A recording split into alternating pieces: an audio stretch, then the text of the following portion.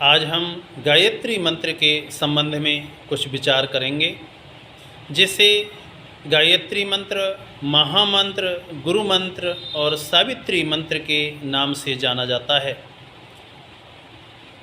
सबसे पहले हमारे जो चारों वेद हैं, जिन्हें ईश्वरीय ज्ञान के रूप में स्वीकार किया गया है, चारों वेदों में गायत्री मंत्र की महिमा का वर्णन किया गया है। ऋग्वेद के तीसरे मंडल के 62वें सूक्त का 10वां मंत्र गायत्री है। यजुर्वेद में तो ये 4 बार आया है। गायत्री मंत्र यजुर्वेद के तीसरे अध्याय का 35वां मंत्र गायत्री है। यजुर्वेद के 22वें अध्याय का 9वां मंत्र गायत्री है। यजुर्वेद के अध्याय 30 का दूसरा मंत्र भी गायत्री है। यजुर्वेद के अध्याय 36 का तीसरा मंत्र गायत्री है। इस प्रकार से तीनों वेदों में गायत्री मंत्र का उल्लेख हुआ है और सामवेद में 1462 नंबर का मंत्र गायत्री है। चौथे अथर्ववेद में इसकी महिमा का वर्णन किया गया है। 19वें कांड के 71वें सूक्त के प्रथम मंत्र में इसकी महिमा गाई गई है। उस मंत्र का देवता सावित्री है। गायत्री मंत्र की वहाँ महिमा गाई गई है। तो आइए अब हम इस मंत्र के संबंध में कुछ विचार करते हैं। जितने भी आप ग्रंथों का अवलोकन करेंगे, उपनिषदों का, रामायण का, महाभारत का, जितने भी आप ग्रंथ पढ़ेंगे, उन सब में गायत्री महिमा गाई गई है। गायत्री मंत्र के जप का निर्देशन किया गया है, उपदेश किया गया है। प्रत्येक व्यक्ति को श्रद्धापूर्वक, विधिपूर्वक गायत्री का जाप करना चाहिए। महाभारत में तो इसकी महिमा इस प्रकार से वर्णित की गई है और शांति पर्व के अंतर्गत एक श्लोक आता है, उसे मैं आपके सम्मुख प्रस्तुत करता हूँ। शांति पर्व में श्लोक है, न अग्निर्दहति काष्ठानि यत्र सावित्री पठ्यते, न बालो म्रियते तत्र नैव तिष्ठन्ति पन्नगः। वहाँ बताया है कि जो गायत्री मंत्र का जाप करता है, सावित्री मंत्र का जाप करता है, पाठ करता है, तदनुसार आचरण करता है, गायत्री मंत्र से आहुतियाँ देता है, जहाँ यज्ञ होता है, जाप होता है, अनुष्ठान होता है, वहाँ पर अग्नि किसी को हानि नहीं पहुँचाती, अग्नि अनुकूल हो जाती है।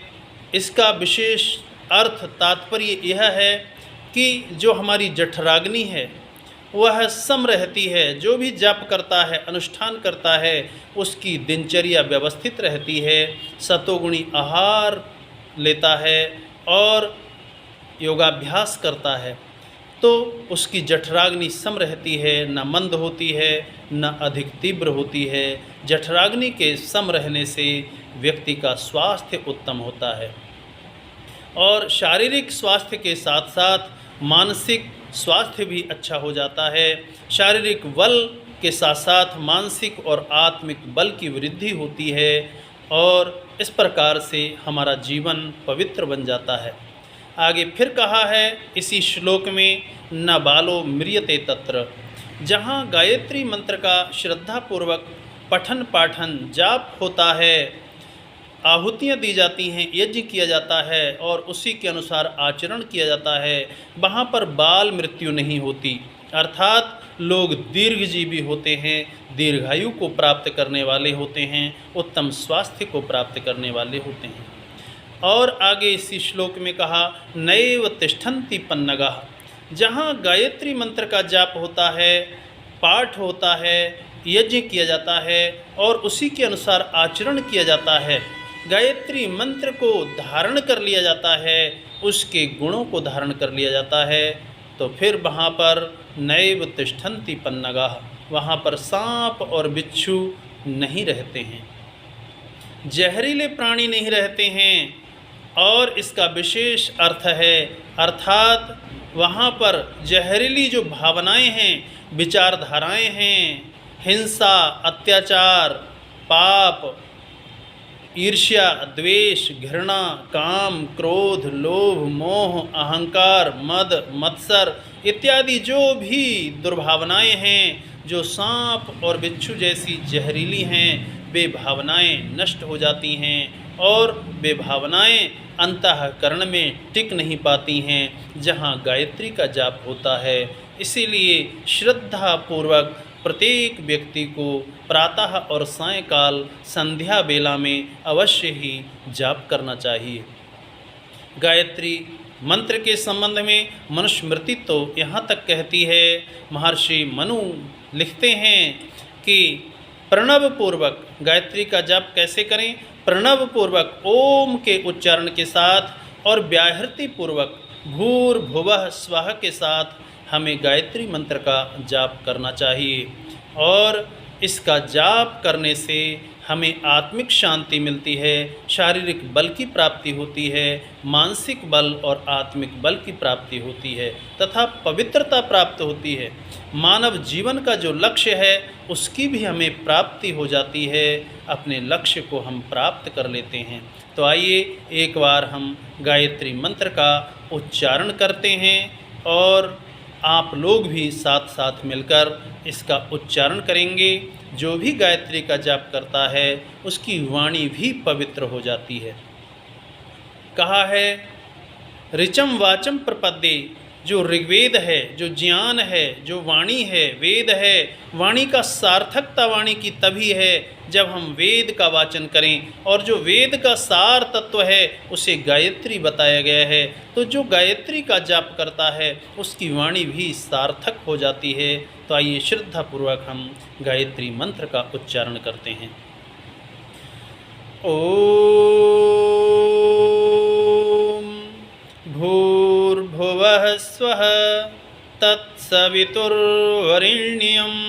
भर्गो देवस्य धीमहि धियो यो नः प्रचोदयात्। संक्षेप से इसका अर्थ समझने का प्रयत्न करेंगे।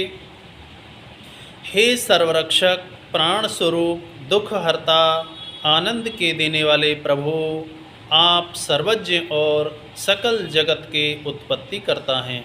हे शुद्ध स्वरूप, ग्रहण करने योग्य, सूर्यादि प्रकाशकों के प्रकाशक, देवों के देव महादेव, हम आपके उस पूजनीयतम पाप ताप संताप नाशक स्वरूप तेज का ध्यान करते हैं, जो हमारी बुद्धियों को पाप कर्मों से हटाकर शुभ कर्मों में प्रेरित करे। यही आपसे विनम्र प्रार्थना है। यह संक्षेप से गायत्री मंत्र का अर्थ है और अर्थ विचार पूर्वक हमें नित्य प्रति गायत्री मंत्र का जाप करते रहना चाहिए। इससे घर में शांति आएगी, आपके मन में शांति आएगी, आपके तन में शांति आएगी, आत्मा को शांति मिलेगी, सब प्रकार से खुशियाँ आएंगी। घर में जो नेगेटिविटी है, नकारात्मकता है, वो दूर हो जाएगी और सब प्रकार से आपके अनुकूल वातावरण बनेगा। इसीलिए श्रद्धापूर्वक प्रत्येक व्यक्ति को यह गायत्री मंत्र का जाप करना चाहिए। इन्हीं शब्दों के साथ वाणी को विराम। इति ओम शम।